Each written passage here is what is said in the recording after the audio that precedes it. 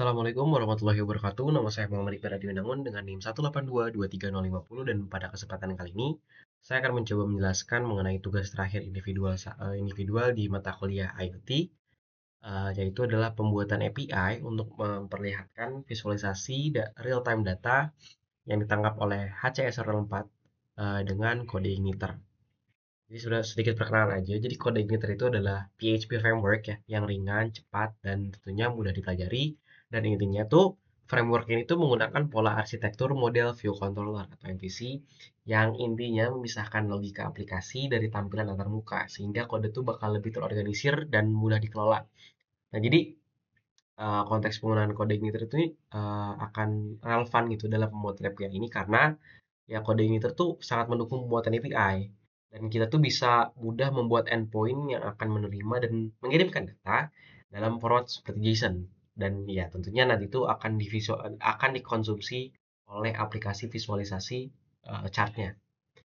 Nah, mungkin langsung aja ke setupnya. Yang pertama tuh yang harus dipersiapkan adalah XAMPP yang perlu diinstal juga dan aplikasi kode igniter ya. Nah, selain install XAMPP, mungkin XAMPP ini udah dijelasin di tugas sebelumnya ya. Kita harus download kode igniter dulu di website resminya. Kita langsung bisa download aja, ini straightforward sih. Dan setelah di-download, kebetulan saya udah download juga dan udah testing juga keberjalanan programnya. Intinya setelah di-download, kita harus ekstrak folder ini yang hasil download ini ke direktori XAMPP yang sedia atau semula udah disiapkan. Tepatnya di xampp/htdocs. Nah, kita ekstrak di sini dan kebetulan saya sudah rename ya jadi sensor graph yang isinya tuh ya seluk-beluk mengenai framework MVC yang digunakan pada PHP.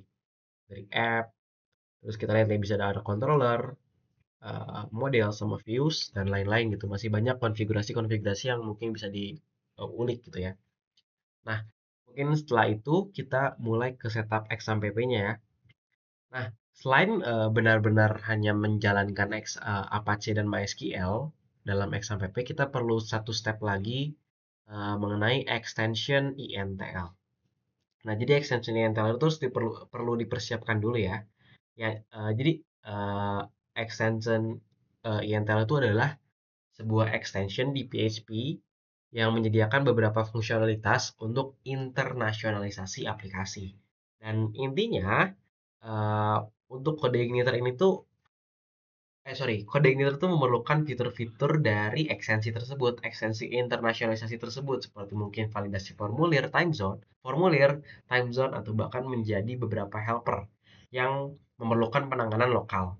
Dan ekstensi Intel ini seringkali menjadi prasyarat atau best practice ya, yang sangat direkomendasikan untuk setup kode igniter. Nah, mungkin caranya gini aja, kita ke config ya, ke Apache, terus ke php.ini. Nah, nanti bakal kebuka notepad gini, terus kita Ctrl F aja cari namanya INTL. Nah, langsung ketemu ya, extension INTL. Semulanya extension INTL itu ada titik koma di belakangnya. Dan kita harus hapus aja titik komanya dan save. Lalu kita restart aja langsung Apache-nya. Kebetulan saya sudah setup ini dari awal, makanya saya tidak perlu merestart ulang ya. Dan intinya, kalau udah ke setup semua, jalanin Apache sama MySQL. Nah, setelah dijalanin semua, kita ke admin ya untuk membuat database. Nah, sebenarnya database ini buat apa ya? Tentunya yang untuk menyimpan data-data sensor kita ya. Nah, bisa kita lihat kebetulan lagi-lagi saya sudah buat database-nya. Di sini ada sensor underscore db. Ini tuh skema database yang udah saya buat yang mengandung satu tabel namanya readings. Nah, readings ini tuh tempat menyimpan sensor nanti. Kebetulan saya sudah buat menjadi tiga atribut utama yaitu ID yang sifatnya adalah primary key dan incremental, jadi auto increment. Terus ada distance itu jarak, tipe data itu float dan timestamp itu tipe default datanya adalah current timestamp. Kalau udah dibuat database ini semua, mungkin langsung beralih ke kode ya. Oke, karena tadi saya sudah bilang bahwa ya kode igniter itu basisnya MVC, makanya bakal banyak hal mengenai MVC yang bakal dibuat itu. Nah, mungkin langsung ke model dulu ya, sensor model. So, apa sih sebenarnya itu model? Jadi di kode igniter model itu adalah jembatan antara aplikasi ya visual chart nanti dengan database. Nah, jadi ia tuh bertanggung jawab untuk semua operasi CRUD, create, update, delete yang berkaitan dengan data sensor. Nah, jadi eh, sebenarnya cukup straightforward ya. Jadi sensor model itu extension model ya karena ya itu model gitu. Sensor model.php ini tuh adalah model pada aplikasi saya yang menghubungkan aplikasi visual chart dengan database sensor DB tadi yang saya sudah buat. Nah, ada dua function utama ya. Jadi ada add reading sama ada get latest reading. Jadi fungsi add reading itu bertanggung jawab untuk menyimpan data jarak distance yang diterima dari sensor database dan ya itu membuat array yang berisi distance. Terus kalau function get latest readings itu tuh bertanggung jawab untuk mengambil data pembacaan sensor terbaru dari database dengan limit sama dengan 20. Oke, lanjut ke controller ya. Sensor.php ini tuh adalah controller dari aplikasi saya. Nah, jadi controller itu adalah otak aplikasi. Jadi ia menerima permintaan dari pengguna dan dalam kasus ini tuh ya sensor kita ya. Sorry, ini sensor kita. Terus ya dalam kasus ini sensor kita dan ya memproses yaitu menerima permintaan, memprosesnya dan berinteraksi dengan model yang udah dibuat tadi ya sensor model dan kemudian akan menyimpan respons dalam berupa tampilan HTML atau data JSON. Nah, jadi fungsi utama itu tadi ya, intinya itu ada tiga function utama, yaitu ada index, store, sama get data JSON.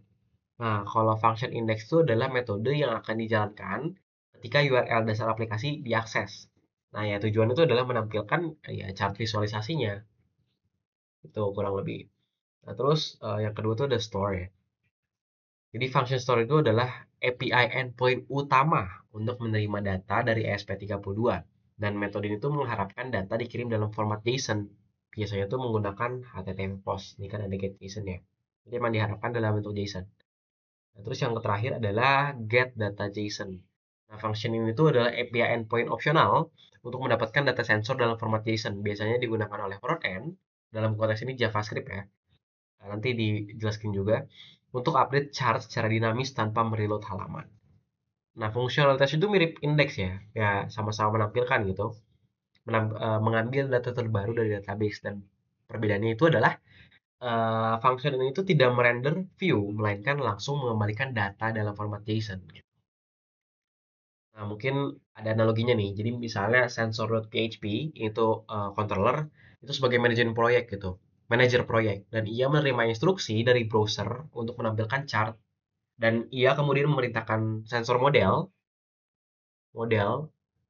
untuk mendapatkan atau menyimpan data dan setelah itu ia akan memutuskan bagaimana data tersebut akan disajikan dan ya apakah sebagai laporan visual dalam konteks ini indeks terus atau data mentah get data JSON atau store itu. Nah, mungkin lanjut ke roots ya, roots.php.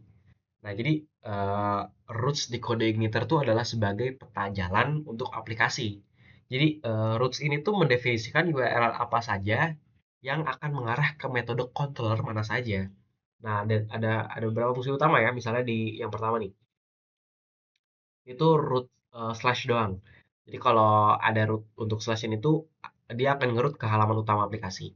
Terus yang kedua ada roots post API slash sensor slash store.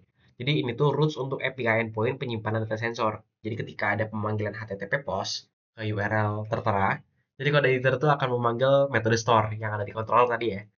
Dan ya ini adalah endpoint yang akan diakses oleh sensor. Terus roots get API sensor get data JSON. Jadi roots ini tuh adalah untuk mengambil data JSON dengan batasan tertentu. Jadi ketika ada permintaan HTTP GET ke URL get data JSON, eh, kode igniter tuh akan memanggil metode get data JSON di controller. Terus selanjutnya adalah roots get, itu API root optional untuk mengambil data JSON tanpa menentukan batas. Sama kayak tadi ya pokoknya intinya. Jadi roots PHP itu adalah sebagai petunjuk jalan intinya. Jadi ia akan memberitahu kode igniter jika jika nyamperin ke URL ini maka dia akan lanjut ke misalnya ke kontrol mana gitu. Oke, selanjutnya adalah ya ini kebetulan kode visualis chartnya ya. Jadi cukup straightforward karena pakai JS dan HTML. Dia mungkin gini. Nah, mungkin langsung ke kode Arduino-nya ya, SP30-nya ya. Oke, mungkin ini adalah kode ESP32-nya ya untuk HCSR4. Yang pertama tuh ada include library ada 4 ya. Ada wifi.h untuk koneksi wifi, terus ada HTTP client untuk mengirim data ke server web. Dalam konteks ini kode igniter ya, menggunakan HTTP, terus ada new ping.h. Itu tuh menggunakan sensor ultrasonic HCSR4. Terus ada Arduino JSON.h untuk membuat data dalam format JSON. Mungkin setup awal tuh sederhana aja dan straightforward ya. Ada setup WiFi. Kebetulan ini pakai hotspot pribadi, device pribadi. Terus ini setup untuk pinnya ya. Untuk kan HC04 ada 4 pin ya. Trigger, echo, ground sama apa? Pin ya. Terus ini desainnya 200. Ya, dibatasin 200 aja biar nggak kebanyakan. Terus ini inisialisasi buat ini apa inisialisasi buat objek sonar ya untuk mengelola sensor HC04. Nah, terus ini server name. Server name ini tuh adalah ya URL lengkap dari endpoint code igniter yang akan menerima data sensor. Nah, kebetulan ini tuh adalah IP lokal ya, IP lokal dari device ini yang langsung ngarah ke visual chartnya. Server name ya, sorry, ke server ya. Server webnya. Web server ya, sorry. Selanjutnya adalah mungkin ini ada variable last times ya. Jadi menyimpan waktu terakhir data dikirim, terus ada timer delay, interval waktu pengiriman dan digunakan 500 milisecond. Oh sorry, 5000 milisecond yaitu 5 detik. Biar nggak terlalu cepat gitu input datanya. Terus setup function ini biasa aja ini serial begin buat WiFi ya. Buat menghubungkan SP30 ke jaringan WiFi, terus menampilkan IP-nya juga. Terus selanjutnya adalah di function loop ini akan mengukur jarak dan memastikan WiFi terkoneksi ya. Terus ini tuh dia eh, membuat request HTTP post ke server coordinator dan membuat data JSON dengan jarak yang diukur. Lalu ya setelah data JSON itu terbentuk, ya bakal dikirim gitu ke server. Dan tentunya ada error handling juga ya kalau kalau kalau gagal tuh bakal mengirim respons. Yaitu buat debugging. Dan terus eh, ya mungkin sekian sih kalau untuk kodenya. Dan ya pengiriman data tuh dikirim dengan format JSON ya ke server coordinator dengan endpoint coordinator yang tujuh adalah slash API slash sensor slash store. Ini ya mungkin gitu aja. Mungkin bisa kita jalankan ya sebentar. Oke, kebetulan saya sudah run dan compile program ini ke ESP30 saya dan dapat lihat ya bahwa muncul eh, muncul jarak dan ya pesan gitu bahwa message itu sudah tersimpan dan ya sukses gitu disimpan. Kita bisa cek juga di database-nya, database kita yang udah tadi dibuat. Nih, sorry, saya refresh sebentar. Ini ya bisa kelihatan kan, ini muncul data baru dan ya ini tuh udah fungsional sebenarnya. Mungkin bisa kita cek juga ke visual chart kita sebentar.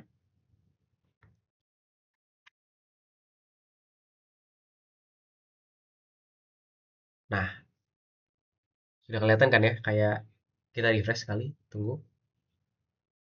Sip, sudah kelihatan bahwa eh, chart sudah fungsional dan mungkin untuk menampilkan data terbaru, ya kita bisa sekalian reload. Nah, sudah bergerak dengan dinamis ya. Mungkin sekian hasil kerja saya.